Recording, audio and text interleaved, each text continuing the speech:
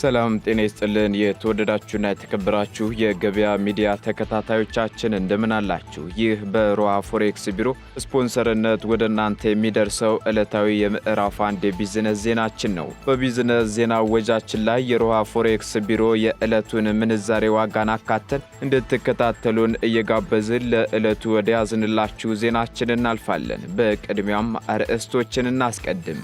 አዋጁ የሪል ስቴት ልማትና የማይንቀሳቀስ ንብረት ግብይትና ግመታ ተግባራት ወጥነት እንዲኖራቸው አቅም የሚፈጥር ነው ተባለም። የሪል ስቴት ልማትና የማይንቀሳቀስ ንብረት ግብይትና ግመታ አዋጅን በተመለከተ ከከተማና መሰረተ ልማት ሚኒስቴር የተላለፈ መረጃ አለ።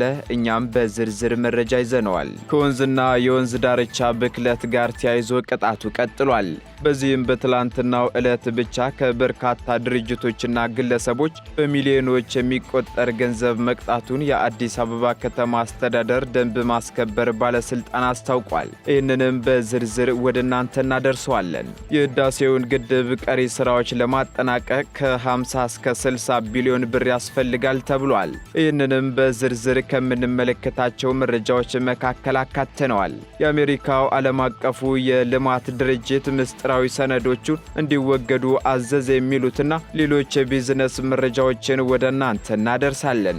ትኩስና ታማኝ የቢዝነስ መረጃዎችን ለማግኘት ታዲያ የገበያ ሚዲያን እንድትወዳጁ እየጋበዝን በዝርዝር ወደምንመለከታቸው መረጃዎች እናልፋለን።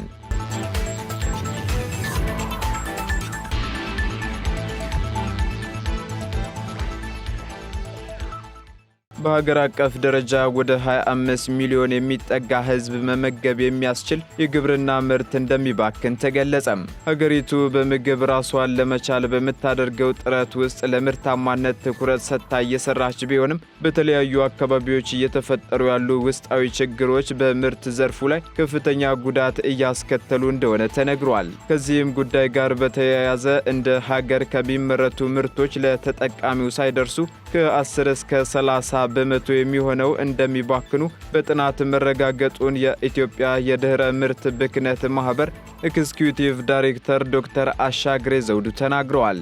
አክለውም በእህል 30% እንደ ድንች ባሉ ምርቶች ደግሞ 60% አትክልትና ፍራፍሬ እስከ 70% እንደሚባክኑ ገልጸው ይህንን ወደ ቁጥር ወስደን ስንመለከተው ደግሞ 25 ሚሊዮን የሚሆነውን የሀገሪቱን ህዝብ መመገብ የሚያስችል ይሆናል ሲሉ ተናግረዋል። ለብክነቱ ዋነኛ ምክንያት ተደርገው የተለዩ ጉዳዮች እንዳሉ የሚያነሱት ዶክተር አሻግሬ ከነዚህ ውስጥም ዋነኛው የቴክኖሎጂ ምርት መሆኑን ገልጸው እዚህ ላይ ትኩረት ተደርጎ ሊሰራ እንደሚገባም አሳስበዋል። አሁን ላይ በአገር አቀፍ ደረጃ መሰረታዊ ችግር አኳያ የምርት ብክነት ላይ ትኩረት ሰጥቶ በመስራት የሚባክኑ ምርቶች አገልግሎት ላይ እንዲውሉ ማድረግ የሚያስችሉ ሁኔታዎች ሊፈጠሩ እንደሚገባም አመላክቷል ሲል የዘገበው አሃዱ ሬዲዮ ነው።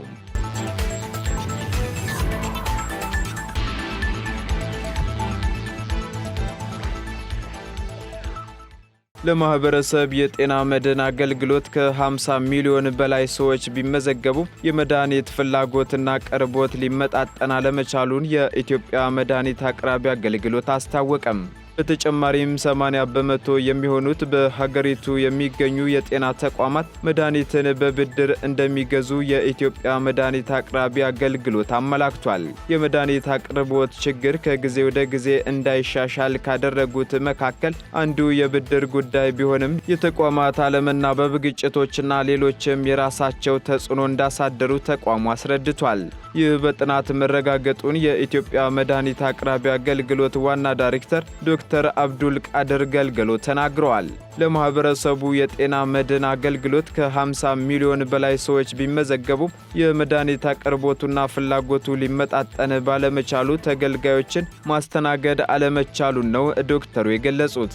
ዋና ዳይሬክተሩ አክለውም የጤና ተቋማቱ የወሰዱትን ብድር በወቅቱ ባለመመለሳቸው የመድኃኒት አቅርቦቱ ላይ ጫና ማሳደሩንና በዚህም ሳቢያ መድኃኒቱን መልሶ ለመግዛት እንዳልተቻለ ተናግረዋል። ይህንንም ተከትሎ የጤና ሚኒስቴር በሀገር አቀፍ ደረጃ ጥናት ማድረጉ የተነገረ ሲሆን በዚህም በ145 ተቋማት ላይ በተደረገ ጥናት መሰረት ከ4 ሰው 1 ሰው በመድኃኒት እጦት እየተጉላሉ መሆናቸው ተረጋግጧል። ጥናቱ በተጨማሪም 80 በመቶ የሚሆኑት የሀገሪቱ የመንግስት የጤና ተቋማት መድኃኒት በብድር እንደሚገዙ ተጠቁሟል።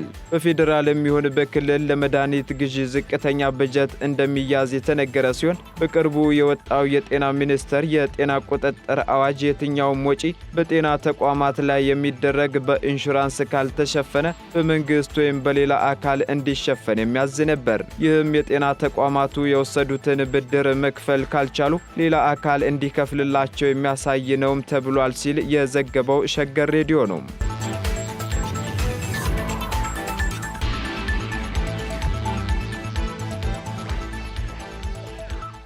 በአማራ ክልል የተፈጠረው ግጭት የጥራጥሬና ቅባት እህሎች ወደ ማዕከላዊ ገበያ እንዳይቀርቡ ከፍተኛ እክል ፈጥሯል ተባለም። በአማራ ክልል የተመረቱ የጥራጥሬና ቅባት እህሎችን በማዕከላዊ ገበያ ለሽያጭ ለማቅረብ በክልሉ የተፈጠረው የጸጥታ ችግር ከፍተኛ እንቅፋት መፍጠሩን የኢትዮጵያ ጥራጥሬና ቅባት እህሎች ላኪዎች ማህበር ስራ አመራር ቦርድ ሊቀመንበር አቶ ሲሳይ አስማረ ገልጸዋል። ሰሊጥ፣ ማሾና አኩሪ አተርን የመሳሰሉ በአብዛኛው ክልሉ የሚመጡ በመሆኑ በተፈጠረው የጸጥታ ችግር ምክንያት የትራንስፖርት አገልግሎት ባለመኖሩ ምርቱን ለገበያ ማቅረብ አልተቻለም ብለዋል። ከዚህ በፊት በወለጋና ቤንሻንጉል ጉሙዝ አካባቢዎች በተመሳሳይ ችግር ምርቶች ወደ ማዕከላዊ ገበያ የሚመጡበት ሁኔታ ከተቋረጠ መቆየቱን በማንሳት አሁንም በአማራ ክልል የተፈጠረው የሰላም መደፍረስ በዘርፉ ላይ ከፍተኛ ችግር እየፈጠረ እንደሚገኝ ተናግረዋል።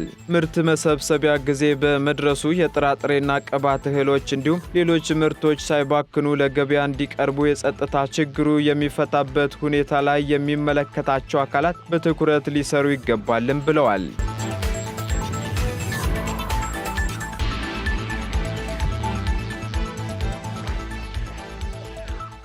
በትናንትናው ዕለት ብቻ ከ24 ድርጅቶችና 3 ግለሰቦች በድምሩ 6.7 ሚሊዮን ብር መቅጣቱን የአዲስ አበባ ከተማ አስተዳደር ደንብ ማስከበር ባለስልጣን አስታወቀም። የአዲስ አበባ ከተማ አስተዳደር ደንብ ማስከበር ባለስልጣን ከአካባቢ ጥበቃ ባለስልጣን ጋር በመተባበር ፍሳሽ ቆሻሻ ወደ ወንዝ የለቀቁ ድርጅቶችና ግለሰቦችን በደንብ ቁጥር 180/2017 መሰረት የገንዘብ ቅጣቶች በመቅጣት አስተዳደራዊ እርምጃ መውሰዱን ገልጿል።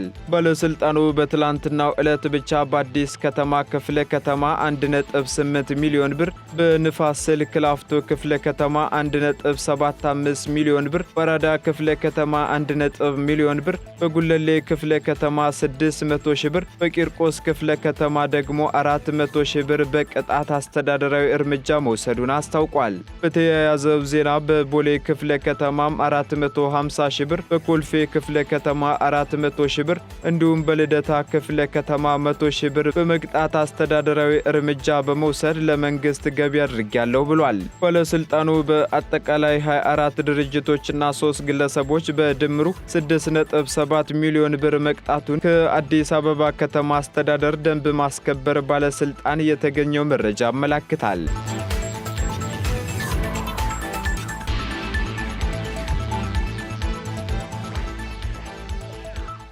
የአውሮፓ ህብረት በኢትዮጵያውያን ላይ በተጣለው የቪዛ ገደብ በቀጣይ ግንቦት ወር እንደሚወያይበት አስታውቋል ተባለም። የአውሮፓ ህብረት በኢትዮጵያውያን ላይ በተጣለው በቪዛ ገደብ ሌላ በቀጣዩ ግንቦት ወር እንደሚወያይበት በኢትዮጵያ የህብረቱ አምባሳደርና የአባል ሀገሮች ዲፕሎማቶች ትናንት በአዲስ አበባ ውስጥ በሰጡት ጋዜጣዊ መግለጫ ላይ መናገራቸውን የሀገር ውስጥ ዜና ምንጮች ዘግበዋል። ህብረቱ ባሳለፍነው ዓመት ሚያዝያ ወር ላይ የቪዛ ገደብ የጣለው የኢትዮጵያ መንግስት ተመላሽ ስደተኞችን ለመቀበል በቂ ትብብር አላሳየም በማለት እንደነበር ይታወሳል። የህብረቱ አምባሳደር ሶፊ ፍሮም ኤመስበርገር በሰሜን ኢትዮጵያው ጦርነት የተቋረጠው የኢትዮጵያና የህብረቱ ግንኙነት ወደ ነበረበት ለመመለስ መተማመን እንደሚፈጠርም ተናግረዋል ተብሏል። ህብረቱ ለኢትዮጵያ የሚመጥነውን የበጀት ድጋፍ እንደገና ሊጀምር በሚችልበት ሁኔታ ዙሪያ ከመንግስት ጋር እየመከረ መሆኑንም አምባሳደር ሶፊ እንደጠቆሙ ዘገባዎች ጠቅሰዋል።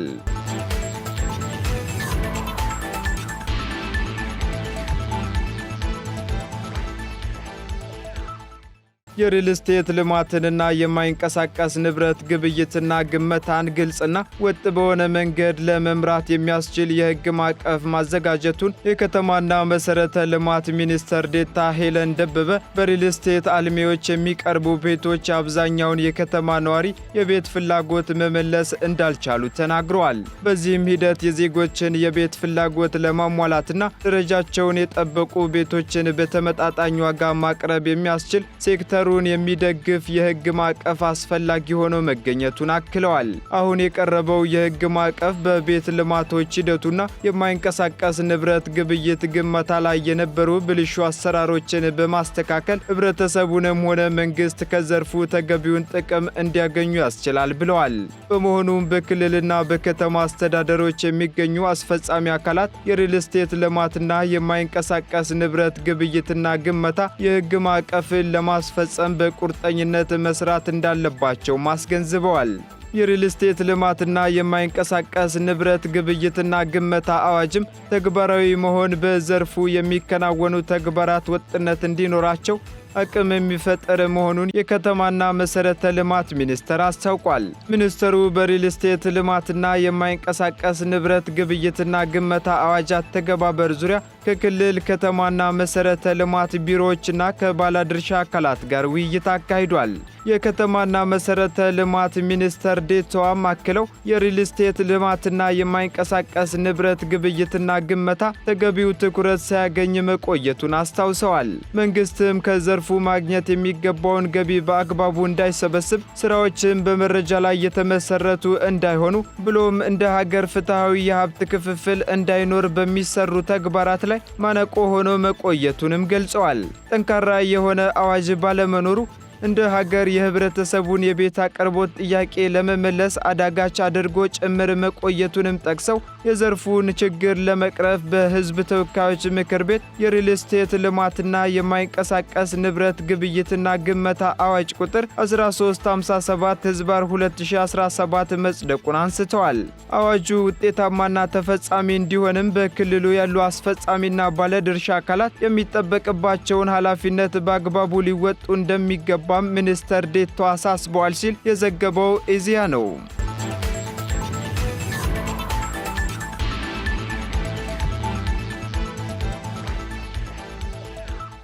የህዳሴ ግድቡን ቀሪ ስራዎች ለማጠናቀቅ ከ50 እስከ 60 ቢሊዮን ብር ያስፈልጋል ተብሏል። የግድቡን አራተኛ ዙር የውሃ ሙሌት አስመልክቶ የታላቁ ህዳሴ ግድብ ማስተባበሪያ ፕሮጀክት ጽሕፈት ቤት በዛሬው ዕለት ለመገናኛ ብዙሃን መግለጫ ሰጥቷል። የህዳሴ ግድቡ አሁን ላይ ያለበት ደረጃ ላይ ለመድረስ የቻለው በህዝቡ የላቀ ተሳትፎ መሆኑን አንስተው ቀሪ ስራዎችን ለማጠናቀቅ ከ50 እስከ 60 ቢሊዮን ብር ገደማ እንደሚያስፈልግ የገለጹት የታላቁ ህዳሴ ግድብ ማስተባበሪያ ፕሮጀክት ጽሕፈት ቤት ምክትል ዋና ዳይሬክተር ወይዘሮ ፍቅርተ ተአምር ናቸው። ይህንን ቀሪ ገንዘብ ከህዝቡና ከመንግስት ለማሰባሰብ ታቅዶ እየተሰራ መሆኑን ያነሱት ምክትል ዋና ዳይሬክተሯ ባለፈው ዓመትም 1 ቢሊዮን ብር በላይ ከህብረተሰቡ መሰብሰቡን አንስተዋል። የታቀደውን እቅድ ለማሳካትና ግድቡን ለማጠናቀቅ የህብረተሰቡ ድጋፍ ከፍተኛ ሊሆን እንደሚገባና ርብርቡ ተጠናክሮ መቀጠል እንዳለበትም ምክትል ዳይሬክተሩ አክለዋል።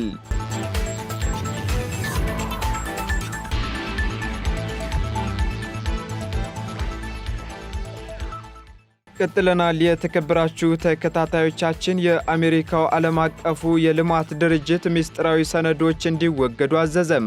በቀድሞው የድርጅት ዋና መስሪያ ቤት የሚገኙ የገንዘብና እርዳታ ስርጭትን የሚያሳዩ ሰነዶች በሙሉ እንዲወገዱ መታዘዙ ተገልጿል። ድርጅቱ ከፍተኛ ኃላፊዎች ምስጢራዊ ሰነዶችን በፍጥነት እንዲያስወግዱ ትዕዛዝ ማስተላለፉም ተሰምቷል። ኃላፊዎቹ በኢሜይል ለሰራተኞቻቸው በላኩት መልእክትም በቀድሞ የድርጅቱ ዋና መስሪያ ቤት ሬገን ህንፃ የሚገኙ ሰነዶችን እንዲያስወግዱ አዘዋል።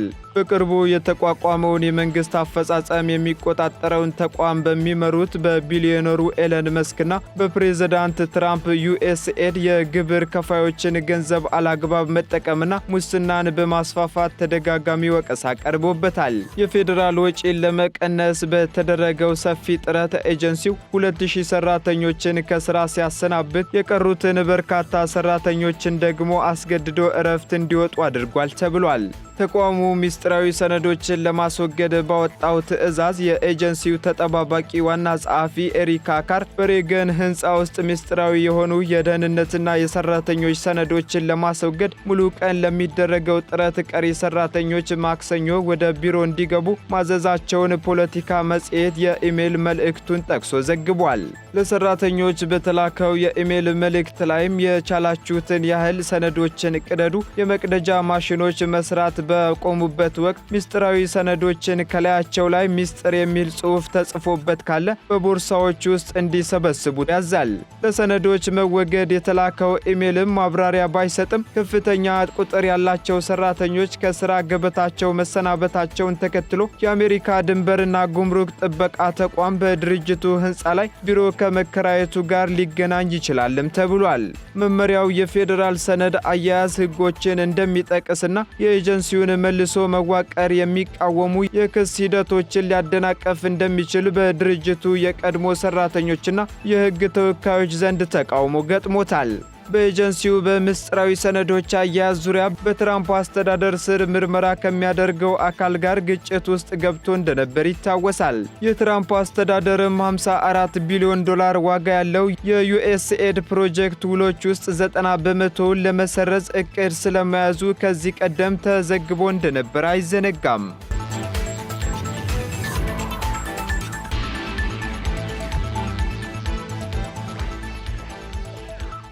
ቀጥለናል። የተወደዳችሁ ተከታታዮቻችን፣ በመጨረሻም የሮሃ ፎሬክስ ቢሮን የዕለቱ የውጭ ምንዛሬ ተመን ወደ እናንተ እናደርሳለን። አንድ የአሜሪካ ዶላር 144 ብር እየተገዛ 146 ብር ከ88 ሳንቲም እየተሸጠ ይገኛል። እንዲሁም ፓውንድ ስተርሊንግ ደግሞ 172 ብር መግዣው ሲሆን መሸጫው ደግሞ 175 ብር ከ44 ሳንቲም ሆኗል። እንዲሁ ዩሮ 147 ብር እየተገዛ 149 ብር ከ94 ሳንቲም እየተሸጠ ይገኛል። ስዊስ ፍራንክ እንዲሁ 150 ብር እየተገዛ 153 ብር መሸጫው ሆኗል። የተባበሩት አረብ ኤሚሬት 39 ብር እየተገዛ 39 ብር ከ78 ሳንቲም እየተሸጠ ይገኛል። የሳውዲ ሪያል 38 ብር እየተገዛ መሸጫው ደግሞ 38 ብር ከ76 ሳንቲም ሆኗል። እንዲሁ የቻይናው ዩዋን 18 ብር እየተገዛ 18 ብር ከ36 ሳንቲም እየተሸጠ መሆኑን የዕለቱ የውጭ ምንዛሬ ተመን መረጃ ያመላክታል። የተወደዳችሁና የተከበራችሁ የገበያ ሚዲያ ተከታታዮቻችን ለምዕራፍ አንድ ያዝንላችሁ የቢዝነስ መረጃዎቻችን እነዚህን ይመስሉ ነበር። አዳዲስና ትኩስ የቢዝነስ መረጃዎችን ለማግኘት የገበያ ሚዲያን እንድትወዳጁ የሁልጊዜ ግብዣችን ነው። መልካም ጊዜ።